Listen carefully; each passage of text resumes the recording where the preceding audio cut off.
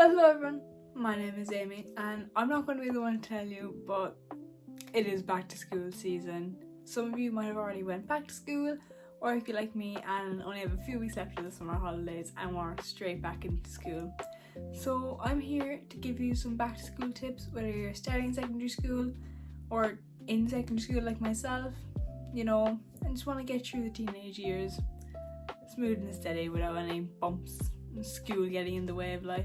The first tip I think would be to make a slogan or like a motto that'll go for like the rest of your year. Like mine this year is going to be like just pass all my exams, which I have done every year, but like really focus and like that even if you do fail an exam, it's not going to determine the rest of the year, like have a motto like that, or like I'm going to become better at maths.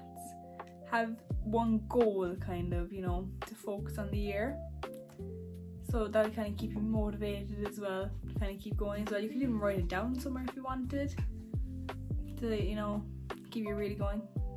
Another huge tip is that if you have lockers in school, especially if they're small lockers, this is one for more like school supplies, but get yourself some of these folders. This is my music folder, but they're so easy. Like you can keep all your books inside of them, and then when you go to the locker you should just pull out the folder and have them labelled.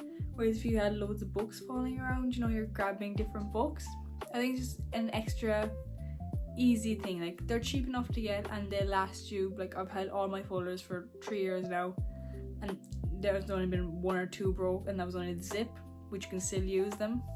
Another thing is, just don't treat school like a fashion show, whether you have a school uniform or not.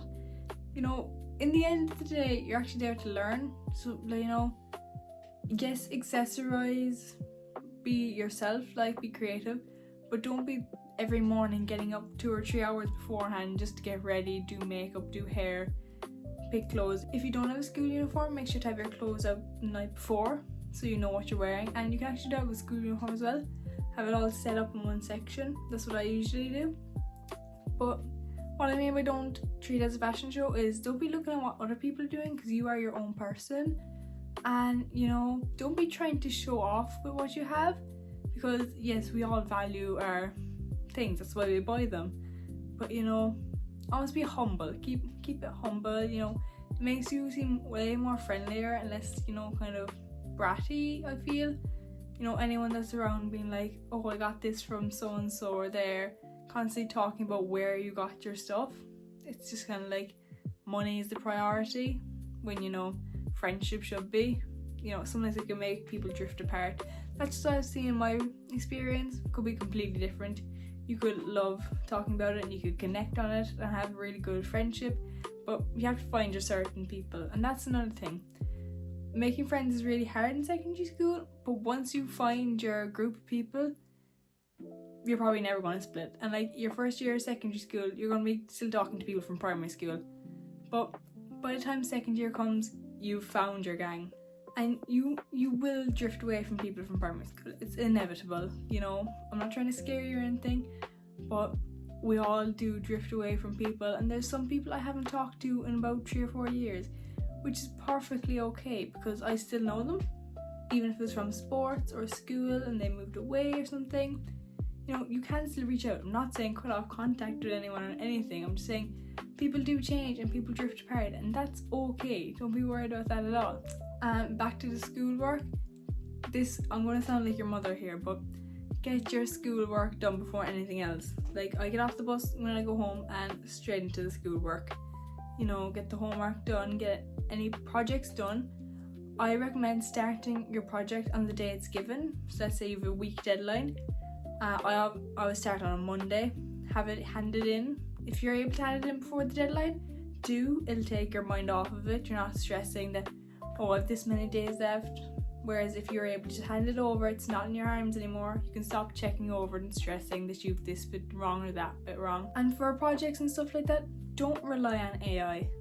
AI is actually going to mess up a lot of your projects, and especially if you're doing PowerPoint or digital, you are able to see if you're using AI or not. We had to do presentations and you could see all the lads that were using AI, because they had some of them actually left the prompt still in. They said make I don't know, write a paragraph on Messi for English, and you know, it's, if anything, it kind of makes it funny, but you know, you do get marked down on your projects when you use AI, because the real thing is showing that you understand the topic. So just, you know, you have a creative brain, everyone does, and if you don't think your project is good, someone is going to, like, the teacher has certain points to mark it on. If you follow them, you're bound to pass it all. Another thing is have a hobbies outside of school. All summer you've been doing all hobbies, having loads of art, music, all this, playing sports. As soon as the school year comes, you don't need to forget about all that. Like, school is a big priority, yes, but don't have that be the only thing, because sometimes you can get really stressed over exams and getting homework done and finishing, and sometimes you just won't understand a topic in school, and that's okay too. But like, make sure that you have other things to take your mind off it. Like, I always go to play music on Friday nights, so it's like my weekend then, you know, school's over once I play my music. And you know, after my homework, I'll always do drawing or painting or some sort of art. So it's like, school is over now, time for hobbies. You know, it kind of switches your brain off and you're out of school mode, which is great because it'll be great for your mental health. Have a sleep schedule. I don't mind if you're going to sleep at midnight and waking up at 7 a.m. or going to sleep at 9 p.m. and waking up at 8 a.m. It doesn't matter, as long as each night you're going to sleep and waking up at the same time. But even if that's too difficult, as long as you wake up at the same time every morning, your body is getting used to waking up at that time and your natural body clock is turning on and off at that time. The nighttime one isn't as important. Like, you can go to sleep at any time and wake up, let's say I always wake up 7:15 or 7 o'clock. So my mind will automatically wake up at 7, even on weekends, but I go back to sleep after that. But I go to sleep at 9 o'clock, 10 o'clock, 11 o'clock, 12 o'clock, whatever it is, and I'll still wake up at 7 a.m. and then I'll brush my teeth, do my whole morning routine, and I'm ready for the school day as soon as 7 o'clock starts. If you're still on your summer holidays, please just enjoy the last end of it, because it will also help relax you. It'll help you be more prepared for going into the new school year, and you'll be lovely and relaxed. And if you're going back to school, don't be stressing about making new friends or everything straight away. You know, everything will come in its time eventually. Another tip that's kind of like making friends, find a teacher, like have your specific teacher. You know, this is going to sound really weird, but have a teacher that you know you can go to if anything happens. You know, like, you can have fun with them. I know there's a lot of strict teachers, but like in my friend group there's 4 of us, and we each have our specific teacher we can go to. Like, mine's my English teacher. Anything, I need a different book, I need this, that, the other thing, I need to talk to her something outside of school, I can do it. She is my person. My best friend has the art teacher as her person, she can go to her. And my other teacher has her geography teacher, she can go to him for anything. You know, have a teacher, even one that you can just joke about and you're comfortable around, and you'll know this teacher as soon as you walk in that classroom. The energy, you know, you connect on a level. You don't need to have aesthetic, you know, stationery, some all multicolored pens that are all the exact same color and they all match each notebook. All you need is pens, a pen, pencil, a topper and a rubber, and maybe a glue stick and a scissors if you want. But don't be that person that keeps asking people, oh, can I borrow a pencil, can I borrow a pen, and not giving them back. It's fine if you forget your pens and pencils someday, we all do. But if you're the type of person that asks for a pen and just never gives it back, and like has loads of them but just keeps forgetting them at home, people are just going to stop giving them to you and actually stop trusting you. That's what I've seen anyway. So, you know, if it's an honest mistake, by means keep borrowing them.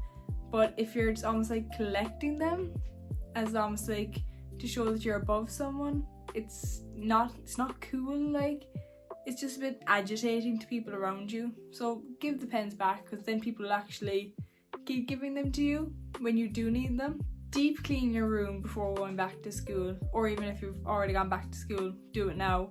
It'll make your mind feel so much clearer. Like, even if you're cleaning down the countertops, you don't need to go underneath beds and in cupboards and stuff unless you want to. But make sure all countertops are clean, you know, everything, give everything wiped down. It'll be like resetting everything. And talking about resetting, reset your phone. Like, move all social media to one side. Like, you know how you can swipe your phone and you can have lots of different sections? Have it not on your home screen, on the second one, and in a pocket as well. So if you want to get to the social media app, you have to go in, click the pocket. Another thing is time limits are great for concentration, but one thing I've noticed is that you just keep clicking, password, put in the password, but it does remind you that, oh yeah, I should be doing homework, I should be doing something else, or I should be studying. But it's another barrier to get through, to getting onto the social media app. But don't feel disappointed when you do open it, because we all are. It's the algorithm has trained us to be addicted to social media at this age, which is horrible, because like before, teens would be outside playing, which we still are by means. I go out with my friends all the time and we're like out in swings and out on the trampoline, you know, having a great time. But when we're not together, we're all kind of stuck on the phone.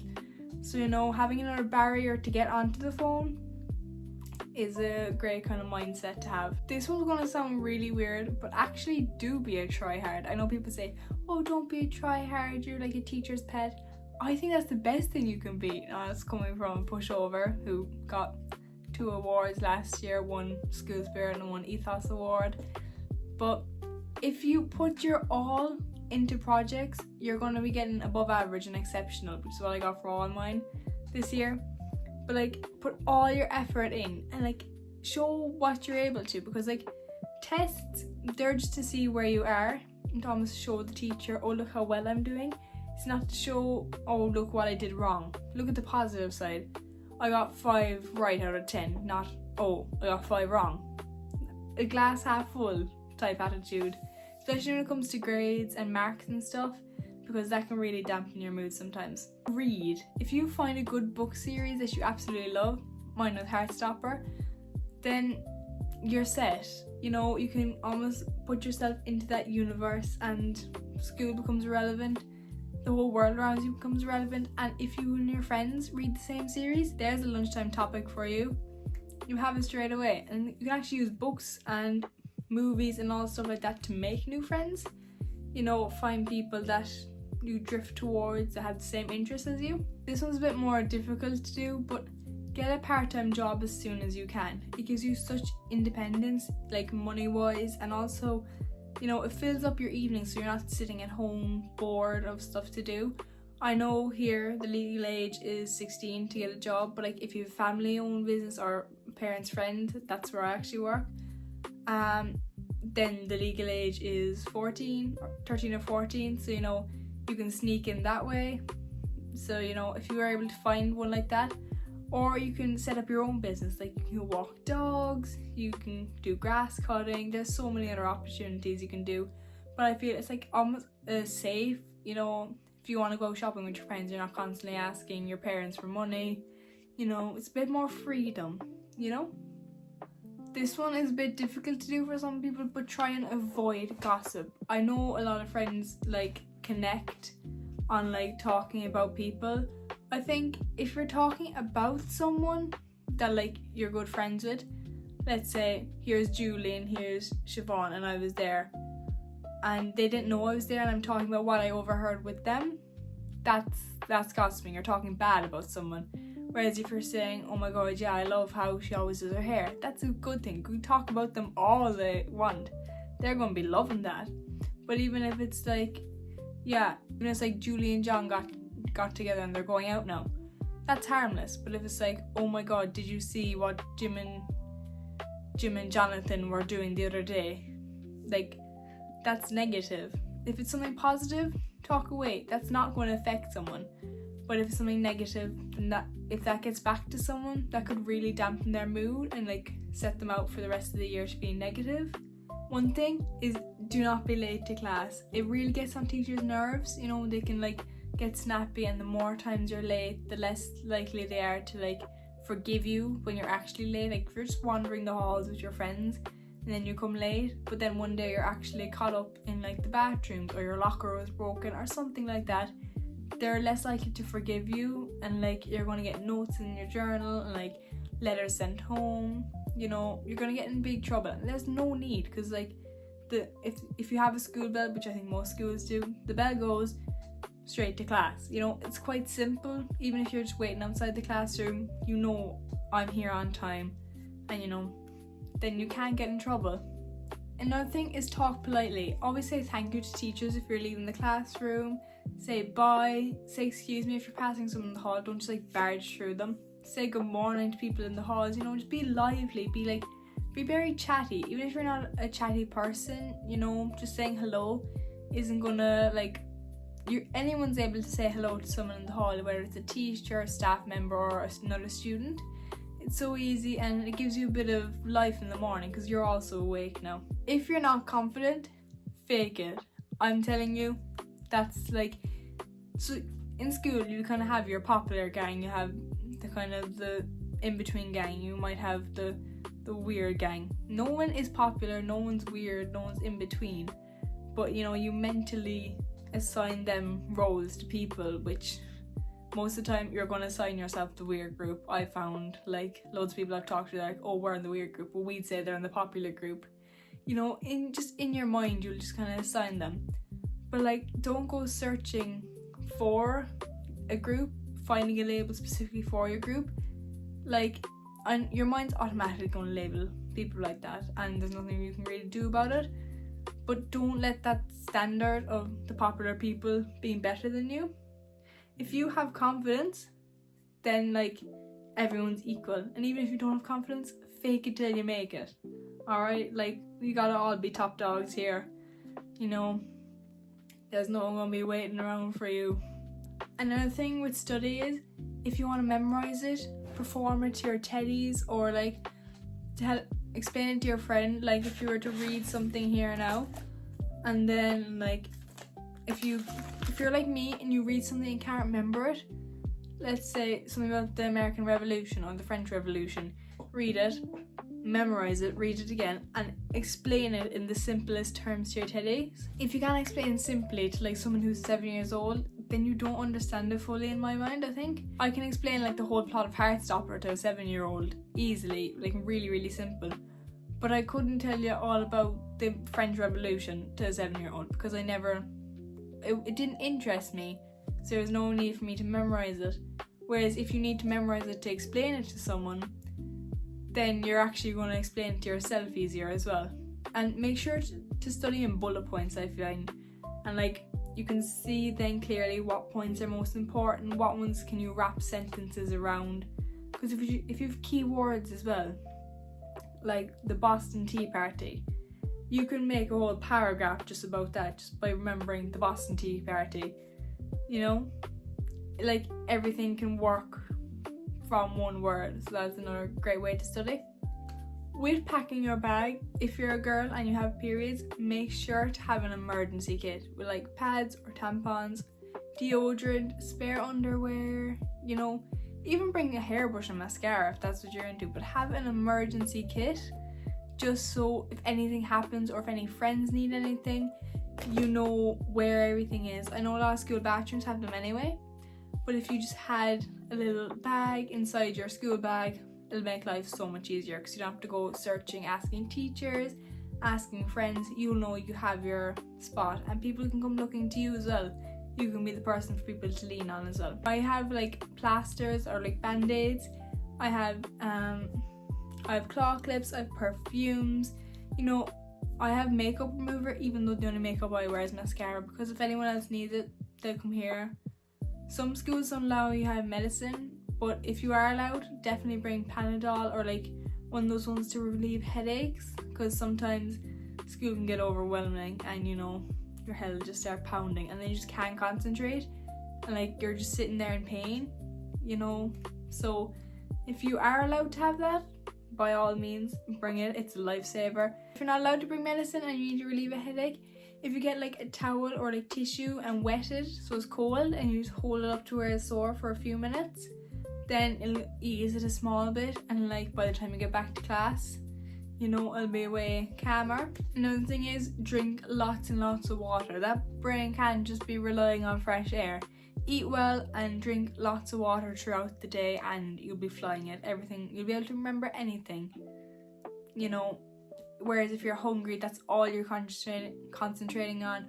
if you're thirsty, that's all you're concentrating on. It's like, I'm hungry, I'm tired, I'm thirsty. So, you know, if you have enough sleep, you have something to eat and drink, you know, your brain's constantly focusing on what you're actually doing in the lesson instead. But overall, make sure that this school year is going to be peaceful and calm, and don't overthink things. Stuff is going to go wrong, and you know, you're just going to have to get over it. But anything that's going to happen will happen. You know, something's always going to end up good, and like, all the people you meet along the way will be part of your story in some way, somehow. Whether it's they gave you this or something else or that, you know, by the time you come to graduate, you'll have all these memories. And you know, I think each school year counts if you can make it count. I know a lot of this is a lot of, oh, don't do this, do this, but overall, just enjoy it.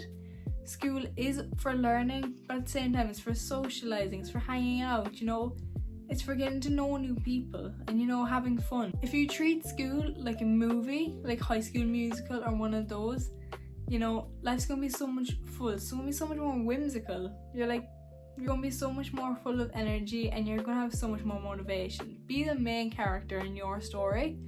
Don't be like cocky and trying to put other people down, but do be the main character. Like, be confident, walk through the halls like you own the place, you know.